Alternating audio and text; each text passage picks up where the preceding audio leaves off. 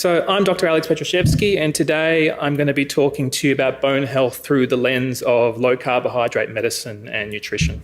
So I'm mainly going to be talking about osteoporosis today. Osteoporosis is literally porous bones, and it's a condition of weak and fragile bones with a characteristic low bone density, which confers a higher risk of the bones fracturing in the long term. And it's becoming increasingly common in the Western world.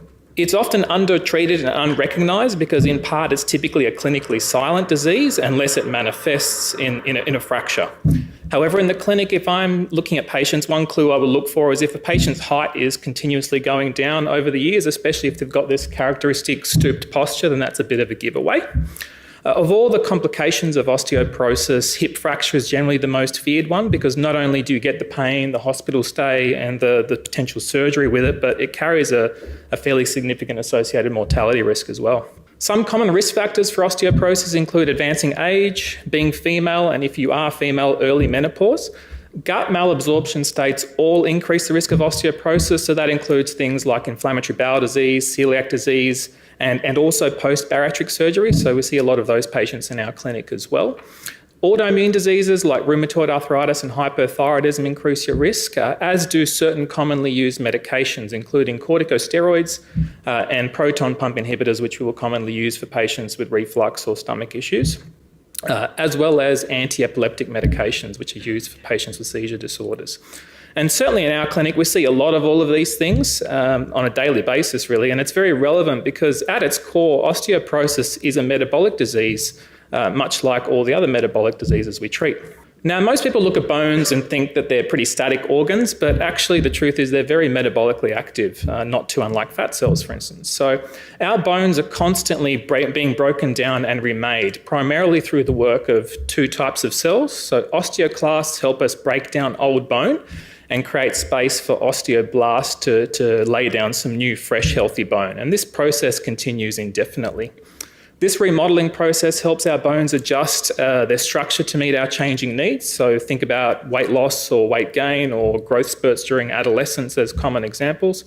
It also helps us repair small amounts of damage in the bone matrix and prevents accumulation of old, poor quality bone, along with maintaining very tight levels of calcium in the blood. So in an ideal state, this balance of breaking down old bone and making new bone should be fairly balanced. But if we end up in a state where we're breaking down more bone than we are laying, we can run into problems with low bone density.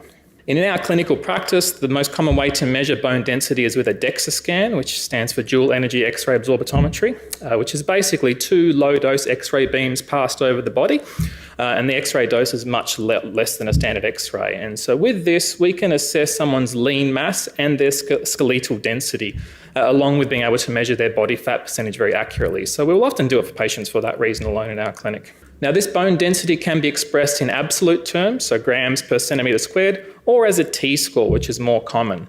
The T-score represents a number that compares the condition of your bone density to that of an average young healthy person with healthy bones. So a T-score of minus 1.0 will mean that your bones are one standard deviation away from a young healthy person. And if your T-score goes under minus 2.5, then that's indicative of osteoporosis. So this is an example of one of our recent patients who saw us in the clinic, a 54-year-old postmenopausal woman who got her first bone density with us. And you'll note here her T-score in her left hip is minus 2.8. So that's diagnostic of osteoporosis. Now, the standard teaching is you reach your peak bone mass at about 30 to 35, and typically from that point onwards, it's all downhill. And so you can see that on this picture here, the median bone density starts to fall at a certain point. Now, there are some exceptions to that, but what this implies is your peak bone density is going to determine, in part at least, how careful you need to be about bone density later in life. In other words, if your peak was not that great, then you may have less bone density to play with than someone who's got a higher peak. And so you might need to be a little bit more careful about your strategy around preserving bone density.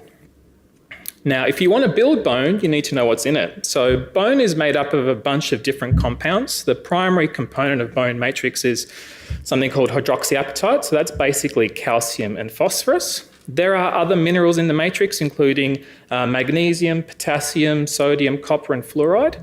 But one thing a lot of people don't realise is our bones are made up of about 40 to 50% protein in the form of type 1 collagen. So all these minerals are really encased around this scaffold of protein, and that's going to be relevant later on.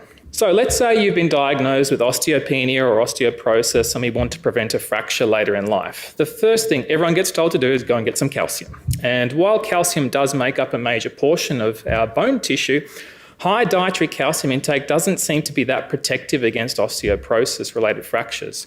Further to that, calcium supplements alone were not that useful in clinical trials. In fact, if we give people high-dose calcium, it can actually pose some dangers because it can potentially increase your risk of kidney stones and potentially increase your risk of coronary calcification in the arteries. Because if you're eating a sort of large dose of calcium and it doesn't go into your bones, it has to go somewhere else and it can end up in the blood vessel wall.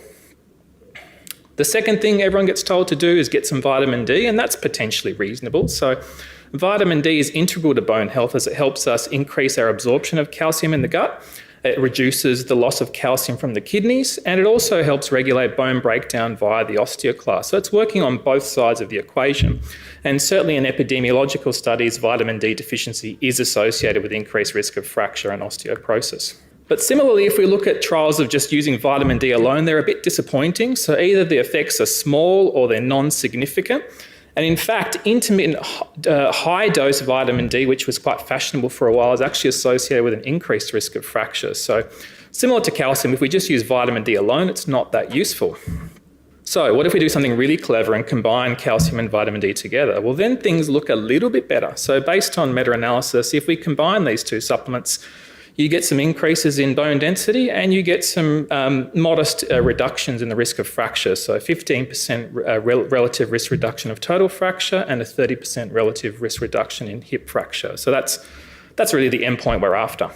And if we look at just postmenopausal women, which are probably the highest risk group, this modest effect is still preserved. So that's nice.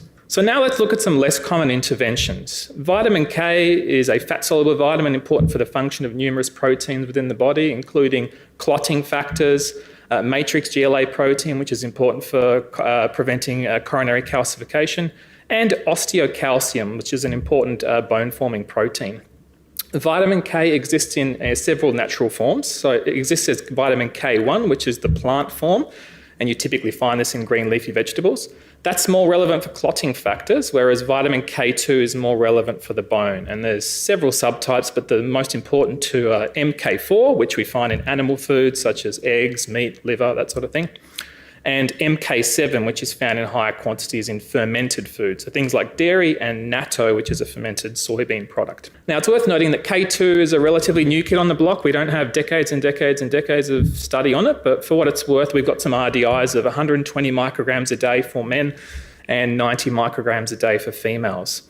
And it's also worth noting that the modern Western diet's probably deficient in vitamin K2. And actually, like vitamin D, it's a fat-soluble vitamin. So if we're restricting our fat content dramatically, then we're going to find it a bit harder to get this in the diet as well. If we look at some more standard dose vitamin K2 trials, so at doses that we could access in a pharmacy or a supplement store, the results, again, are a little bit conflicting, but this meta-analysis that came out last year suggested that K2 improved bone density without necessarily having a clear improvement in fracture risk. There were improvement in bone health markers, and the effect sizes were more pronounced in people with the worst osteoporosis. So if you were older or more frail or had worse bones, you were probably more likely to benefit than someone that had just some mild osteopenia, which is a milder version of osteoporosis. There are also some regional differences, which is quite odd. So the Japanese trials always seem to look a little bit better, and then when the Europeans tried to emulate that data, the results weren't quite as good. So that does raise the possibility that maybe there's a genetic difference in Japanese people that means they benefit more, or maybe their regional diets just happen to be a bit more deficient. But to sum up K2, it's safe, it's cheap, it's potentially effective, and it's particularly useful for high-risk osteoporosis and postmenopausal women. It also carries some non-bone benefits, especially for heart disease, so a lot of our patients will end up on it for that reason.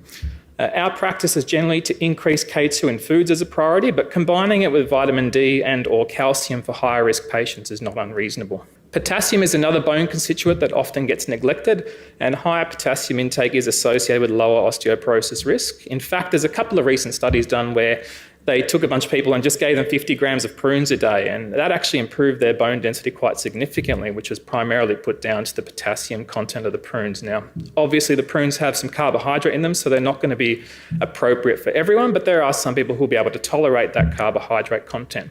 Failing that, getting more potassium in our foods or in salts or electrolyte solutions is a common practice for our patients as well. Somewhat linked to potassium is magnesium, which not only supports potassium but also calcium metabolism. Magnesium also independently supports osteoblast function, so helps them lay down new bone. And observational studies link higher magnesium intake with higher hip bone density. In fact, the magnesium content of our drinking water actually correlates very well with fracture risk, and the magnesium content of our water varies quite a bit across the country, unfortunately. There aren't enough good long-term studies on magnesium supplements, but short-term studies show that you actually improve your hip bone density with just a simple magnesium supplement. So that's quite useful. And similar to K2, it's worth noting that dietary magnesium deficiency is very common. Our soil is becoming quite deficient in magnesium, so a lot of our patients do feel better when they take a magnesium supplement. So perhaps rather than looking at all of these ingredients in isolation, we need to be thinking about a more unified strategy if we want to maximise our bone building potential. And so several times through that data, you'll see that when we use something in isolation, it doesn't seem to be that good, but maybe if we combine them together, that's when we can build bone more effectively. And that kind of makes sense, because to build bone, you probably need appropriate building blocks of all of these things. But what about protein? As I mentioned before, the bone collagen scaffold makes up a significant portion of our bone weight. And in fact, protein intake actually also modulates calcium absorption in the gut, which is incredibly helpful. And low protein diets are associated with higher bone breakdown and increased risk of not just osteoporosis, but fracture in the long term. And if we just look at studies of a classic low protein diet, which would be the vegan or plant-based diet, we can see just how bad it can get if we neglect dietary protein. So there's several systematic reviews showing that avoiding animal products significantly increases your risk of osteoporosis and fracture risk in the long term. Even if we ignore the source of the protein, be it animal or vegetable, higher protein diets are associated with lower hip fracture risk, with the optimal protein intake being more in the vicinity of 1.2 grams per kilogram per day. And this really suggests that the current recommended protein intake of 0.8 milligrams per kilogram per day is grossly inadequate, especially for older patients who already have higher protein needs. So they took 342 healthy patients above 65, so classic at-risk group for osteoporosis and fracture. And over 3 years, they randomised them to either a control trial or an intervention with calcium and vitamin D. And through the period of the study, they did 6 monthly bone density scans and also attempted to regularly quantify their protein intake with food frequency questionnaires. So after that was all done, the patients were split into 3 groups based on their protein intake. So the lowest protein intake group averaged about 69 grams a day, and the highest protein intake group averaged about 87 grams per day. And what they found was the calcium vitamin D group in black had a modest overall benefit in bone density markers over placebo, which fits with the other data that we've looked at already. But what's more interesting is once you did that, if you then also ate higher protein, you did better on all fronts. And particularly when they looked at femoral density, which is the best predictor of hip fracture, the effect was really quite pronounced. So this suggests that if you can get the mineral and micronutrient environment right, increasing your protein really takes your ability to build new bone to the next level. Now, I mentioned inflammation earlier in the talk, and the reality is that chronic inflammation has a major impact on osteoporosis and osteopenia, as it does for pretty much all metabolic diseases. In fact, we see early or severe osteoporosis as a complication of several chronic inflammatory disorders, such as inflammatory bowel disease, celiac disease, rheumatoid arthritis, cancer, even chronic periodontitis is associated with worsening bone health. And in fact, there's many different pathways in the inflammatory cascade that can actually affect our osteoclasts and osteoblasts and how they function. And it's interesting that low carb and ketogenic diets have been shown to affect several of these. So the anti-inflammatory effects of your diet can have many benefits for your bone health as well. So now let's talk about some things you may want to avoid to optimize your bone health. First of these are lectins. So lectins are carbohydrate binding proteins commonly found in wheat, legumes, nightshade vegetables, among other things.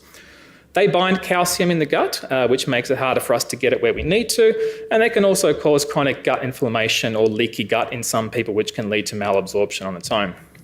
The second group of foods we might need to be careful with are phytates. So they also bind to calcium and can also bind to other trace minerals, and you'll find these in rice, soy, nuts, and certain legumes.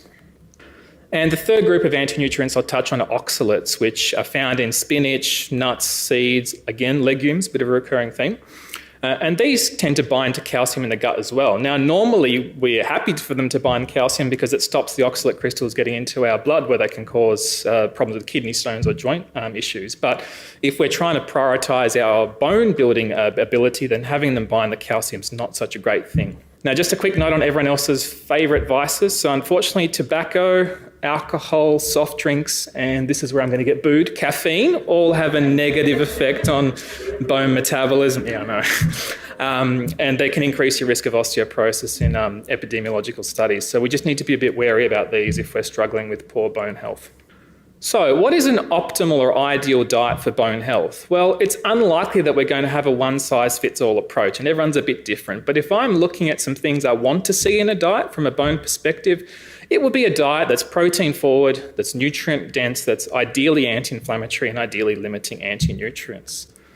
So let's have a look. The standard Western diet or the food pyramid diet, maybe charitably we'd say it's protein neutral, but it's certainly not nutrient dense, it's not anti-inflammatory, it's not limiting anti-nutrients. So not much to recommend there. If we look at a plant-based or a vegan diet, similarly, it's not going to be protein forward. Charitably, maybe it's nutrient neutral.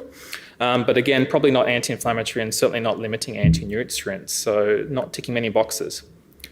If we look at a well-formulated low-carb or ketogenic diet, however, we can see something that might actually fit the bill for what we need. And hot off the press this year, this systematic review collated all the available randomised controlled trial data available on low-carb diets and bone density. And these studies were done on adults rather than children, which is going to be important in a moment. And there were no appreciable differences in bone mineral density or bone turnover markers. So yes, it's only 7 studies, it's not 50 studies yet, but it's a pretty good start, and there's no signal in the data to suggest that the carbohydrate content of your diet is going to have a major detrimental effect on whether you lose bone mass or not. We know that bone actually helps buffer dietary acid load, although the exact magnitude of this effect is a little bit unclear. In petri dishes, osteoclasts tend to break down more bone in an acidic environment, and osteoblasts lay down less bone in an acidic environment.